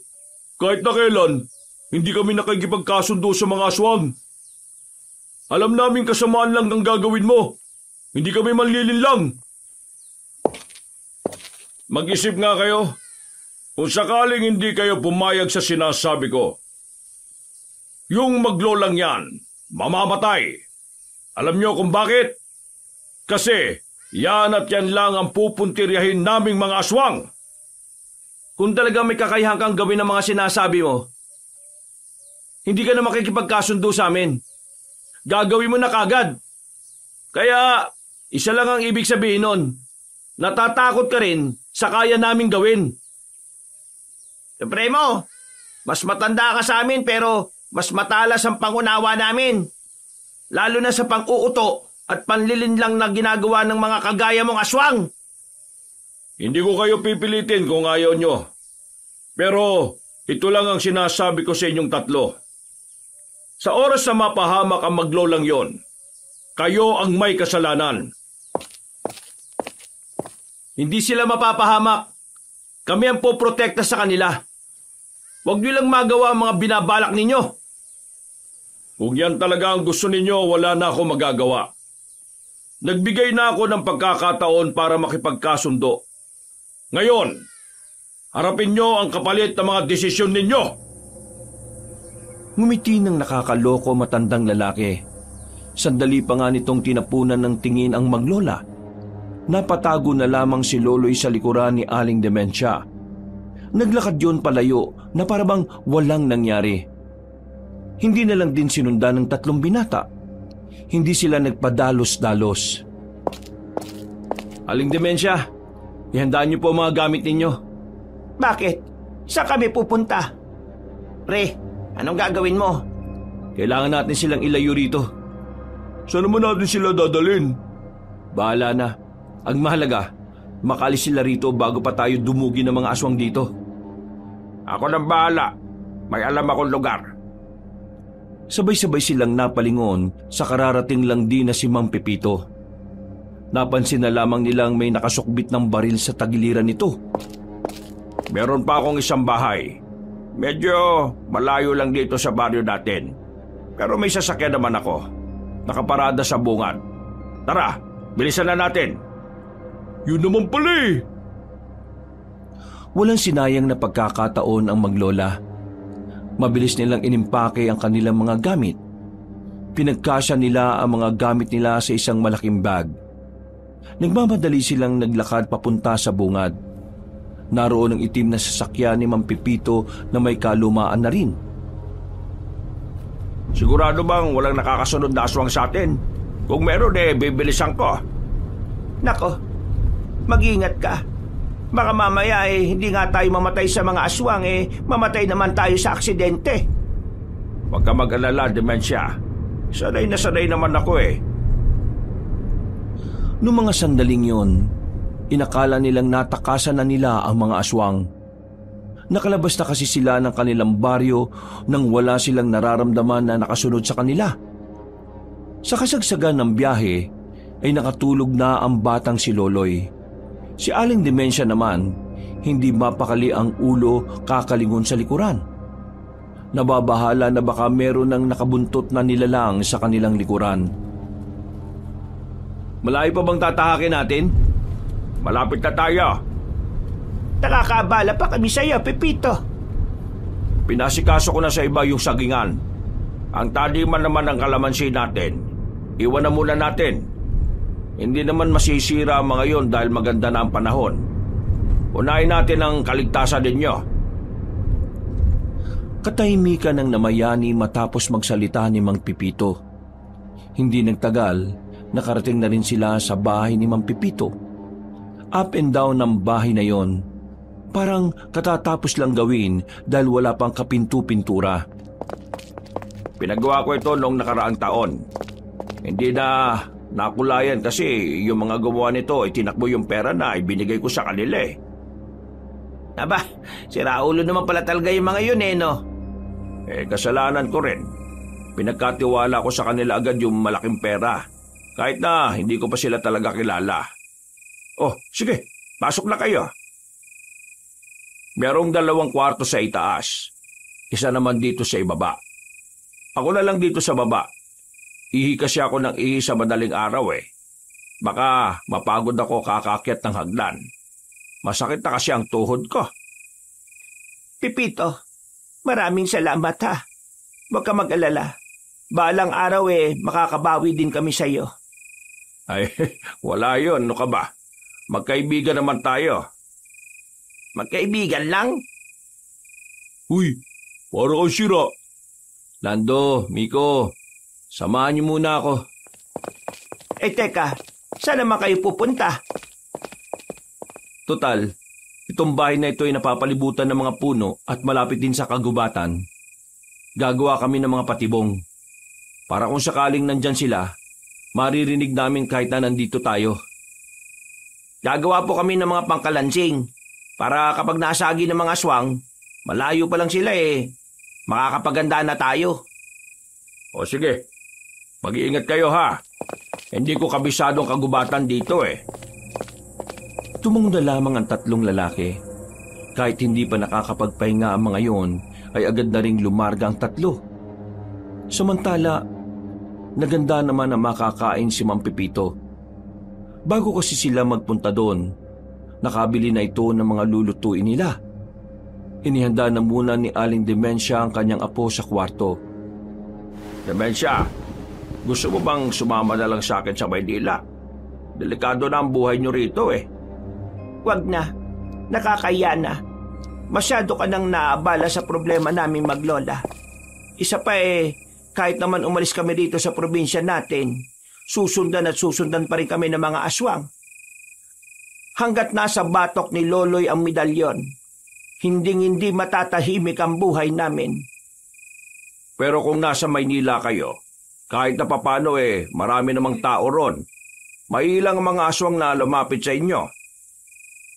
Ang inaalala ko kasi, paano kung magpanggap lang din sila bilang pangkaraniwang tao at dukutin nila ang apo ko? Wala akong magagawa. Kung dito, kahit papano panatag ako dahil kasama namin si Roldan. Ikaw ang bahala. Nagsasabi lang naman ako ng iba pang paraan. Maraming salamat, Pipito. Malaki ang naitutulong mo sa amin. Walang anuman. Basta Dementia, malalagpasan natin ang pagsubok na ito. May dala akong baril. Kung sakaling lumapit sila, pagbabariling ko sila. Marami pa naman akong bala dyan. Mag-iingat ka rin, Pipito. Alam mo naman, matanda na tayo. Mahina na ang katawan natin. Huwag ka mag-alala sa akin. Kayang-kaya ko naman ang sarili ko. Napangiti na lamang si Mang Pipito. Mga ilang sandali lang ay kaagad na rin silang naganda para sa kanilang hapunan. Hindi nagtagal, bumalik na rin ang 3 binata. Nakapaglagay na sila ng kalansing sa kagubatan. Bandang 9:00 ay tapos na rin silang maghapunan. Nagpapatunaw na lamang sila ng kinain. Si Aling Dementia naman ay sinamantala na ang kanyang apo sa kwarto. Nakatingin lang siya sa bata. Tiningnan niya rin ang medalyon na nakakabit sa ibaba ng batok nito. Huwag ka mag-alala, Apo. Naniniwala akong malalagpasan natin ito. Kasama ng Panginoon. Aling Dimensya, ayos lang ba na dito kami sa kwartong ito? Kasama namin? Oo naman. Malaki naman ang kwartong ito. Sa saig na lang kami. Para lang makasiguro kaming walang makakalapit sa inyo. Wala akong tiwala sa bintana na yan eh. Huwag po kayo mag-alala. Wala naman pong malakas sumilik sa amin eh. At hindi po kami malikot matulog. Magbabantay lang kami. Matulog din kayo. Wala na kayong maayos na tulog mula nang asikasuhin ninyo ang problemang ito. Tumango na lamang si Roldan. Agad silang naglatag ng banig sa sahig. Maya-maya lang ay tinabihan na rin ni Aling Dimensya ang kanyang apo. Nakaramdam na rin ng antok ang matandang babae. Kaya ilang minuto lang ay nakatulog na rin ito. Pero bandang 3:00 na madaling araw, lahat sila ay nagising nang biglang umiyak ang batang si Loloy. Dinadaing nito ang medalyon na nakadikit sa balat nito. Lola, ang sakit po. Masakit po yung pagkakadikit ng medalyon. Ang hapdi po eh. Ano nangyayari sa kanya? Mukhang nagkakaroon ng reaksyon ng medalyon base sa paligid niya. Ang ibig ba nitong sabihin, merong aswang sa paligid natin? Lando, gisingin mo si Mang Pipito. Miko, alalayan mo muna sila maglola. Lalabas lang ako para suriin ang lugar. Diyos ko, paano naman nila nalaman na naririto tayo? Tingin po namin dahil sa medalyon, kaya naamoy nila kung nasaan tayo. Pero wag po kayo mag-alala, Aling Dimensya. Diyos ko, sana naman ay matapos na ang kababalaghan na ito. Sa dulo, sa sulok po kayo ha. Noong mga sandaling yun, palakas ng palakas ang naririnig nila mula sa pagyugyog ng bintana. Hindi na nagsayang ng oras si Miko. Kinuha na nito ang kanyang itak para lapitan ng binata. Diyos ko, aswang nga ang nandyan, Miko. Baka naman mapahamak ka. Huwag niyo po kaming alalahanin. Protektahan niyo lang po si Loloy. Bumuelo ang lalaking si Miko. Pagbukas nito ng bintana ay agad nitong tinusok ang nasa labas. Napadaing ang aswang. Nahulog yun pababa at agad na sinarado ulit ng binata ang bintana. Sumunod po kayo sa akin! Dali! Nagmamadali silang lumabas ng silid. Pinuntahan nila sa sala si Lando at Mang Pipito, nakakagising lang din. Hawak-hawak na matandang lalaki ang binili nitong baril. Nasa na ba si Roldan? Bakit wala pa? Nasa labas pa rin. Mukhang napalaban na yata. Diyos ko naman! Mang Pipito, ikaw na munang bahala sa kanya. Kailangan naming respondihan si Roldan sa labas. Walang problema. Tingnan natin ang tibay ng mga aswang na yan. Tig-isang bahala lang yan. Lumabas ang dalawang lalaki at naiwan lamang sila doon. Migpit ang hawak ni Mang Pipito sa baril, habang ang maglola naman ay nasa gilid lang. Napahawak pa rin si Loloy sa kanyang batok. Habang tumatagal kasi, umiinit ang medalyon sa batok niya. Lola, masakit na po. Paano po ba ito tatanggalin? Apo, kaunting tiis na lang. Kailangan natin magtiis, Apo. Pasensya ka na. Sige po, Lola. Tinitis ko po hanggat kaya ko po. Sa mga sandaling yun, lalong nagiging tensyonado ang sitwasyon. Nakikita kasi nila sa labas na tila nahihirapan ng tatlong lalaki sa labas. Nang subukan namang tumulong ni Mang Pipito, ay pinapasok lang siya ulit ng tatlong lalaki. Pumasok na rin kaya kayo rito. Kailangan namin mabawasan ang mga aswang na to. Hindi sila pwedeng maipon, Mang Pipito. Pare, may umaakit na sa bubungan. Ako nang bahala. Dito lang kayo sa harapan. Sigurado ka ba? Kaya na ni Lando yan. Sasama ka. Ang kulit. Ang babantayan mo lang ay yung maglola. Lalong-lalo na si Loloy. Hindi nila pwedeng makuha ang bata, no? Ay, sabi ko nga eh. Napapakamot na lamang sa ulo si Mang Pipito. Muli itong bumalik sa loob. Noong mga sandaling yun, kahit na papaano ay nasasabayan nila ang mga aswang. Pero sa mga nakalipas na sandali, napansin nilang tila mas dumarami na ang mga aswang. Ang iba ay malapit nang makapasok sa loob ng bahay dahil nabasag ang bintanang salamin sa kusina. Demensia, umatras kayo. Mapuputukan ko na mga sinaulong aswang na ito. Mag-iingat ka! Masyado ng perwisyo mga ito eh. Pinagbababaril ni Mang Pipito ang aswang na pinagpipilitang pagkasyahin ng sarili sa bintana. Agad namang yung namatay. Bulagta ang aswang. Hindi pa nakontento si Mang Pipito, pinagbababaril niya pa ang ibang nasa labas ng bintana. Hingga tuwang-tuwa ang matandang lalaki na makitang tinatamaan niya mga yon. Maya-maya pa, pumasok na rin sila Roldan. Isinarado nila ang pintuan at hinarangan pa nila yon ng lamesa at sofa.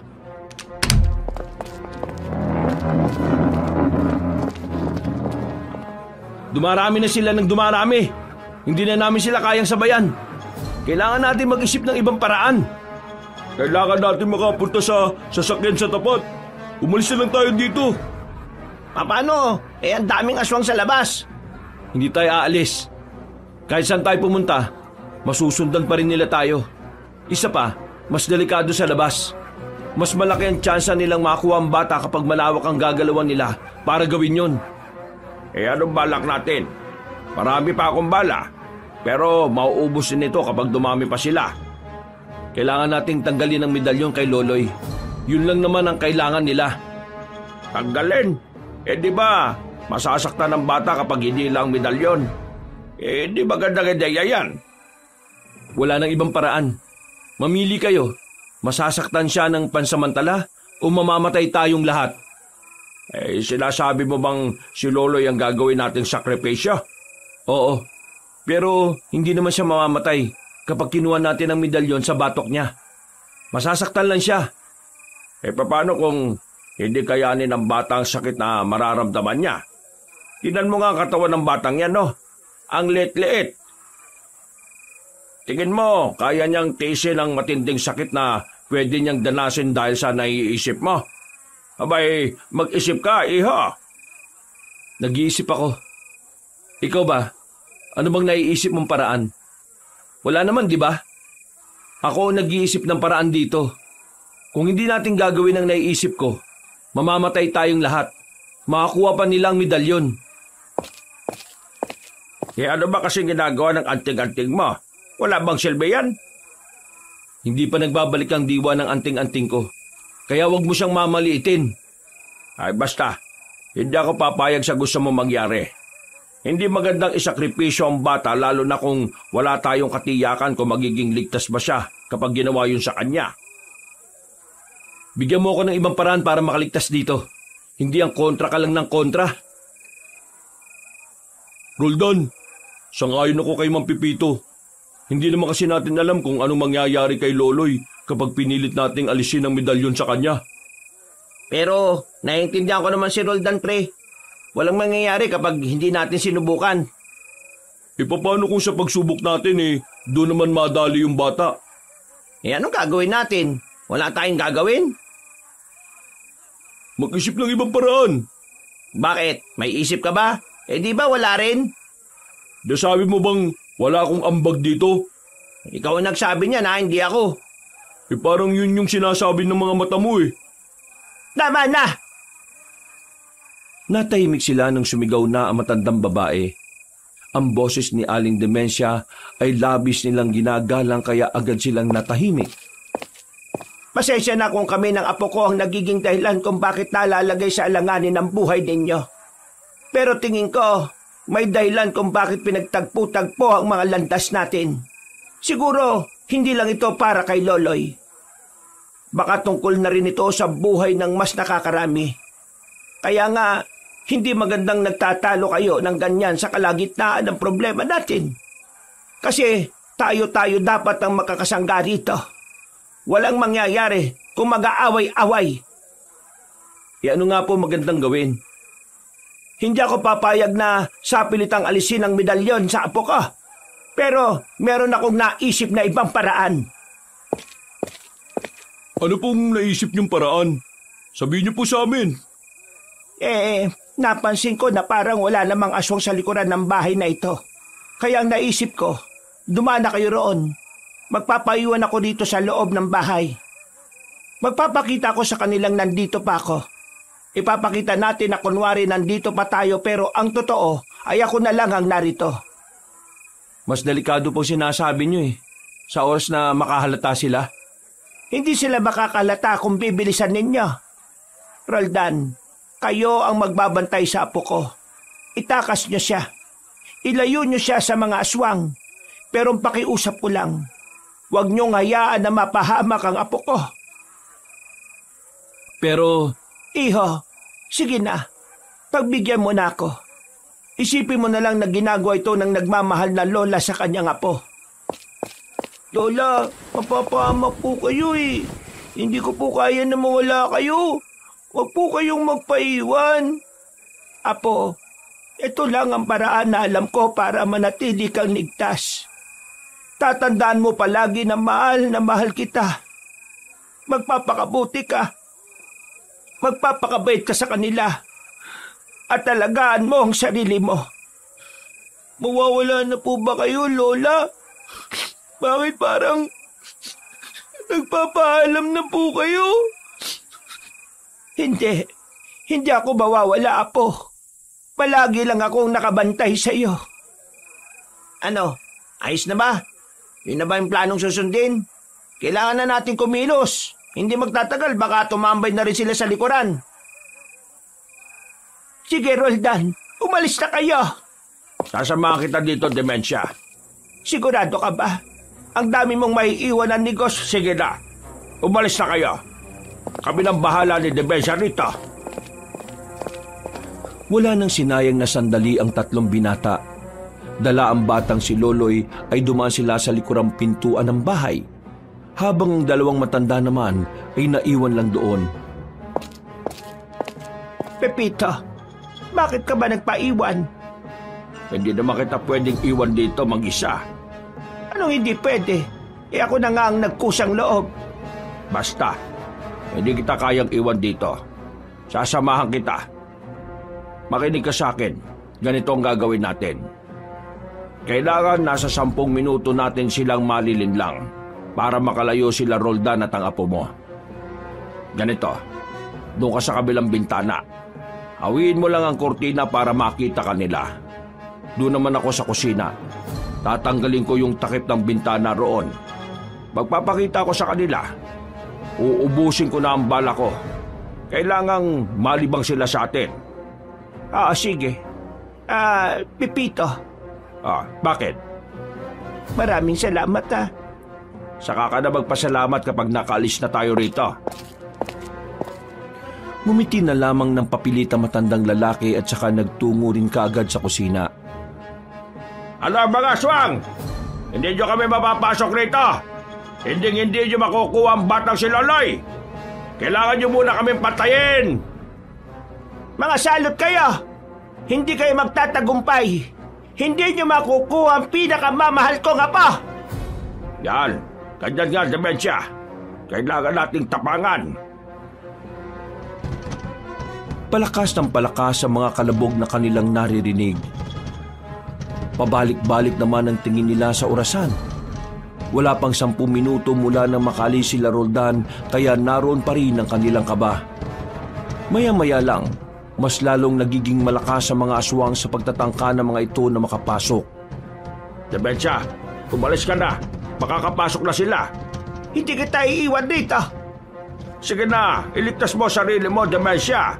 Kailangan ka ng apo mo. Sige na, umalis ka na. Kung mamamatay ka rito, mas maganda ng kasama mo ako. Mahirap mamatay ng walang kasama. Malungkot. Ayan, tigas naman ang ulo mo. Sundin mo na lang ang sinasabi ko. Umalis ka na, Dementia. Hindi ako aalis. Habang nagtatalo silang dalawa, ay nagulat sila nang biglang mawasak na ng mga aswang ang pintuan. Pumasok ang mga yon. Napatigil ang mga aswang at tumitingin-tingin pa sa paligid. Babarilin sana ni Mang Pipito mga yon, ang kaso naubos na pala ang bala nito. Nagtataka ang mga aswang dahil wala silang inabutan kundi ang dalawang matanda lang. Dahil dito, naggalit ang mga ito. Ala, naloko namin kayo ano?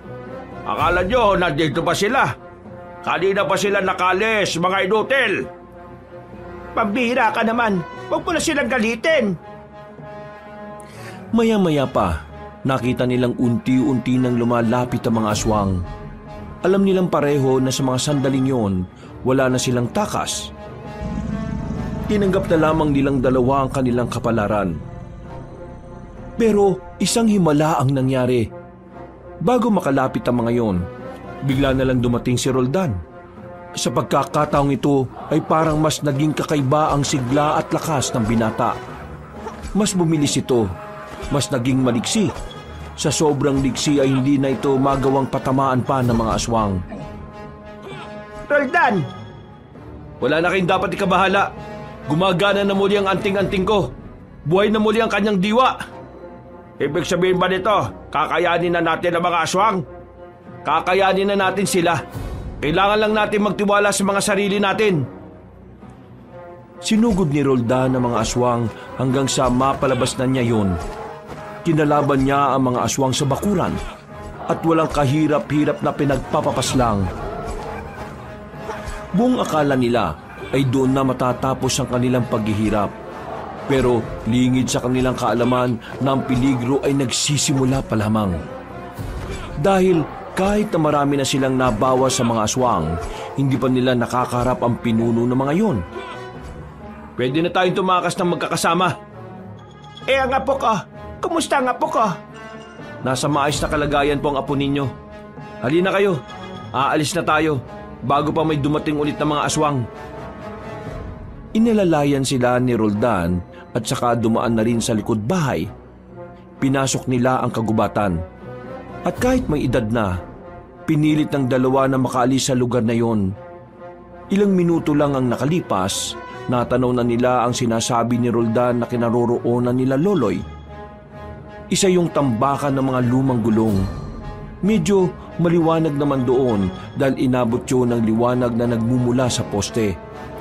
Ang kaso nga lang, pagdating nila doon ay wala na ang batang si Loloy. Inabutan din nilang walang malay si Lando at Miko na nasa sahig. Uy! Gising! Bangon! Nasaan na yung bata? Pre, nawalan kami ng malay kanina. May naamoy kaming masakit sa ilong tapos hindi na namin namalayan ang mga nangyari. Ano? Pambihira naman talaga Nasaan ang apo ko? Bakit hindi niyo siya kasama? Aling dimensya, mukhang nakuha po siya ng mga aswang. Ay Diyos ko naman, dalawa na kayo nagbabantay na wala pa. Mawalang galang na po, Mang Pipito. Hindi namin inaasahan ang nangyari. Naghihintay lang naman kami rito nang mawala na kami ng malay. Hindi namin yung ginusto. Hindi namin alam. Tama na. Ako na nga hanap.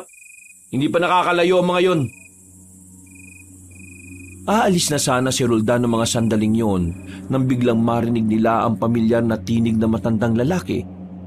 Sabay-sabay silang napatingala sa bubungan ng lumang bodega. Naroon na matandang aswang na si Gabo. Hawak-hawak nito sa damit ang batang si Loloy na wala ng malay. Hinulog lang ni Mang Gabo si Loloy. Buti na lamang ay agad na nasa luyo ni Lando. Pagtingin nila sa bata, nakita nilang wala ng medalyon sa batok nito. May kaunting sugat si Loloy na parabang paso dulot ng medalyon na inalis sa balat. Paano mo nakuha yung medalyon sa bata? Malamang, makukuha ko medalyon. Pag-aari namin ito At ang medalyon na ito ay kusang lalapit sa akin. Walang kahirap-hirap. Diyos ko, anong nangyari sa apo ko? Bakit? Bakit wala na siyang malay? Huwag ka mag-alala, tanda. Buhay pa naman ang batang yan Pasalamat ka pa nga dahil busog ako ngayon. Kinain ko na sana yan kung gutom ako. Huwag mong tinatawag na tanda si Demensya. Bumaba ka dyan at labanan mo ko ng suntukan. Hindi ikaw ang gusto kong iligpit. Wala ka namang bilang eh. Anong sinabi mo? Ang gusto kong iligpit sa gabing ito ay ang tatlong maaring maging sagabal sa lahat ng plano ko. Ikaw na merong anting-anting. Pagsisisihan mo na ginusto mo pa akong makalaban. Ang gabing ito ang magsisilbing huling sandali mo sa mundong ito. Ganyan. Yan ang mga gusto ko sa mga kalaban. Marunong pumalag at kayang magyabang kahit wala namang may bubuga. Diyan ka nagkakamali. Yanda mo sarili mo. Huminga ng malalim si Roldan. Hinawakan nito ang kanyang anting-anting. Sandali itong pumikit. Tila nakikipag-ugnayan ito sa kapangyarihan ng anting-anting at sa kalikasan. Pagdilat nito, maging ang aswang na si Gabo ay naramdaman din ang pagbabago sa katawan ng binata. Lando, Miko, gumilid na kayo. Ako nang bahala rito. Protektahan niyo sila, ah. Tumango ang dalawa nitong kasama. Mga ilang sandali pa, inutusan na rin ni Mang Gabo ang mga aswang na umatake. Habang si Roldan naman ay kalmado lang nung mga sandaling yun. Paglapit ng mga aswang sa kanya, ay walang kahirap-hirap niyang pinatay ang mga yon. Hindi naasahan ni Mang Gabo na magagawa niya yon ng ganoon kabilis. Ganun pala. Di tingnan natin kung manalo ka pa sa akin ngayon. Dinukot na matandang aswang ang medalyon. Nang makita ni Roldan na gagamitin na yon ni Mang Gabo, mabilis siyang tumakbo at lumundag patungo sa itaas ng bubungan. Tinaga niya si Mang Gabo at tinamaan yun sa kamay. Naputol ang kamay nito. Ang medalyon naman ay gumulong pababa. Walang sinayang na pagkakataon si Roldan. Kinuha niya ang medalyon. Ginamit ng binata ang kalakasan ng anting-anting para yupiin at sirain ang medalyon nang sa ganun ay hindi na ito mapakinabangan ng mga aswang.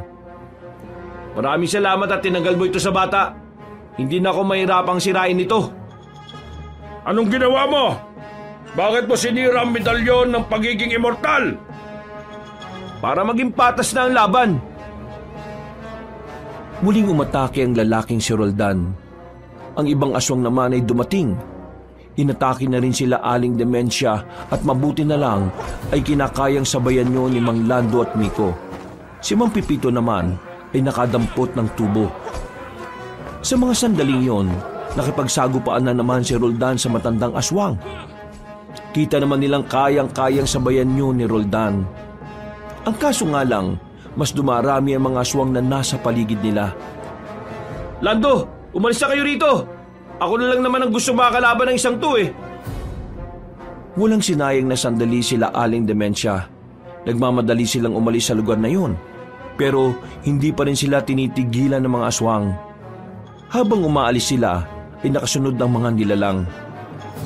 Kaya naman, wala silang pagpipilian kundi ang labanan na lamang ang mga yon. Walang iyang mga aswang to ah.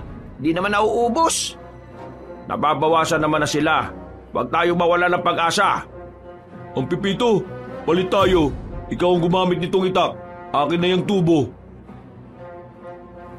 Kinuha ni Lando ang tubo at pinagpapapalo ang mga aswang na nagtatangkang makalapit sa kanila. Maya-maya pa, nakita na lamang nilang tila nahihirapan na si Aling Dementia sa pagbubuhat sa bata. Kaya naman si Miko na ang nagkusang loob na buhatin yon. Kinuha naman ni Aling Dementia ang itak para kahit papaano ay makatulong ito sa pakikipaglaban. Mga salot kayo! Mga salot! Mamatay na kayo! Mamatay na kayo, mga salot! Aling Dementia, kalma! Huwag ka pong basta-basta lalapit. Ay, pasensya na. Galit lang ako sa mga ito eh. Ano? Lalapit pa kayo? Tingnan nyo mga kasama ninyo. Patay na oh! Tila nagdalawang isip ang mga natitirang aswang ng mga oras na yon. Nakatingin naman sila kina Aling Dementia.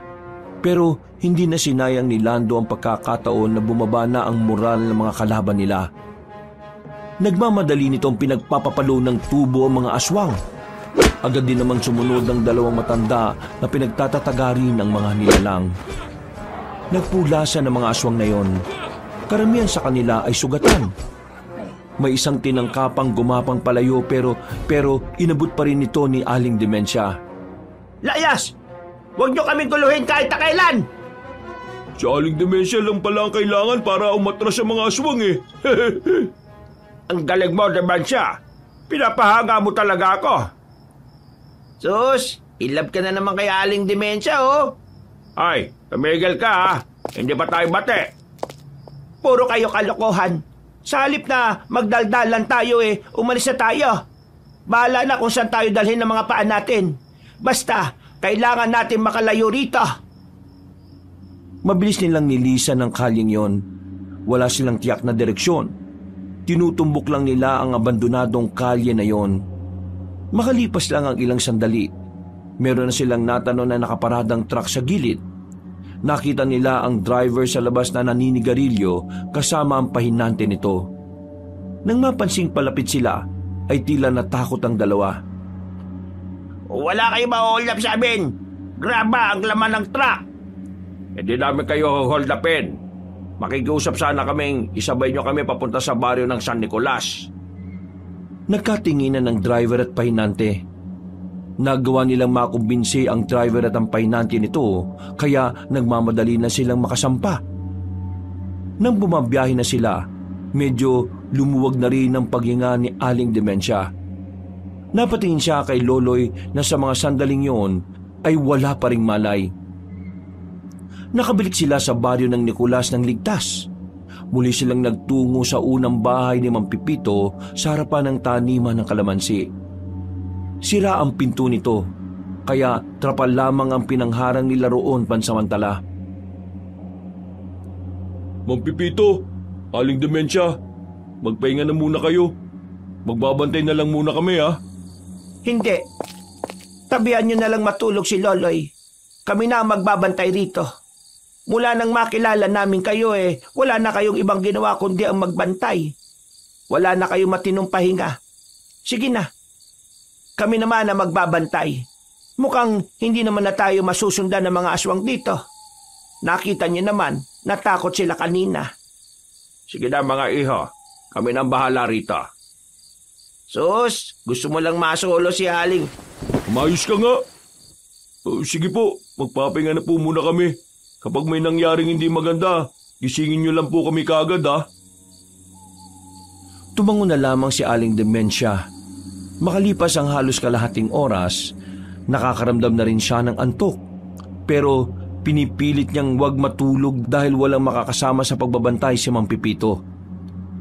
Pagsilip niya sa loob, napansin niyang mahimbing na ang tulog ng tatlo. Napangiti na lang siya dahil panatag na ang loob niyang nasa maayos na kalagayan na si Loloy. Kailangan lang talaga nitong makapagpahinga. Maya-maya lang, nagtaka sila dahil naramdaman nilang may tao sa likod ng tolda na tumatakip sa kanilang pintuan. Nanlaki ang kanilang mga mata nang biglang matanggal ang tolda. Bumungad sa kanila ang aswang na si Mang Gabo. Hindi ko matanggap na nagawa kong talunin ng isang pangkaraniwang tao lang.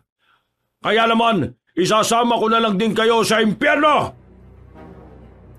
Sa sobrang pagkagulat, hindi na nila nagawa pang makasigaw para gisingin ang dalawang binata.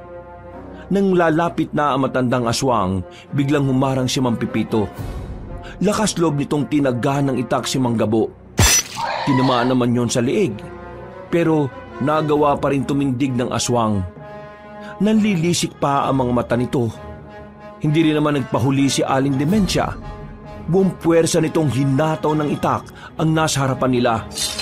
Pero sa kasamaang palad, hindi pa rin tumutumba ang aswang na yon. Mabuti na lamang dumating na rin si Roldan. May mga sugat din ito sa katawan, pero naitarak pa rin ito ang itak sa likod ni Mang Gabo. Sumuka ito ng maraming dugo nang mas ibaon pa ni Roldan ng mahabang patalim. Hindi mo ako matatakasan, aswang!